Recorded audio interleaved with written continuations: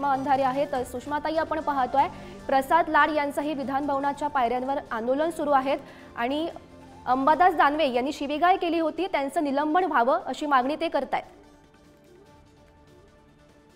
प्रसाद लाड किंवा भाजपचे कुठलेही आमदार हे आक्रस्ताळेपणा करण्यामध्ये फार पटाईत आणि प्रवीण लोक आहेत, त्यामुळे त्यांच्यावर काय बोलणार आपण। परंतु मला असं वाटतंय की जो विषय लोकसभेचा होता, जो विषय औचित्याचा नव्हता, जो विषय सभागृहात कामकाजासाठी आलेला नव्हता, त्या विषयावर निष्कारण ओढाताण करून तो विषय या सभागृहामध्ये आणणं आणि आणतानाही तो सभापतींशी वार्तालाप न करता व्यक्तिगत पातळीवर येऊन श्री अंबादास दानवे यांना अंगुले निर्देश करणं हे चूक होतं। त्यामुळे every action has a equal reaction, तो क्रिया प्रतिक्रियेचा भाग होता, त्यात काही फार अवडंबर करण्यासारखं काही नाहीये असं मला वाटतं। सुषमाताई, आपण पाहतोय की त्यांनी असे सुद्धा आरोप केलेले आहेत की अंबादास दानवे यांनी आई बहिणीवरून शिव्या दिलेल्या आहेत, तर याचं तुम्ही समर्थन कसं करताय?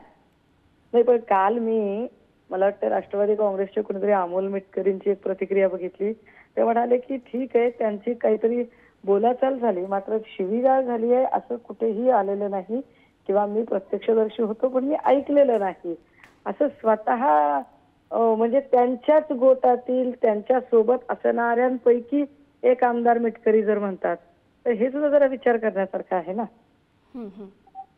सुषमाताई, मात्र आपण पाहतोय की अंबादास दानवेंचं निलंबन होत नाही तोपर्यंत हे आंदोलन सुरूच ठेवणार असं ते म्हणतायत, तर यावर तुमचं काय म्हणणं आहे? नाही, ज्या लोकांना कुठल्या ना कुठल्या कामावरून कुठल्या ना कुठल्या मुद्द्यावरून सभागृह बंदच पाडायचे आणि लोकांचे हिताचे प्रश्न चर्चेलाच आणायचे नाहीयेत, लोकहिताशी संबंधित ज्या मुद्दे आहेत त्या मुद्द्यांवर चर्चा न घडवून आणता स्वतःच महिमा मंडन करण्यामध्ये जे लोक मशगूल आहेत त्यांच्याकडून आपण वेगळी काय अपेक्षा करतो।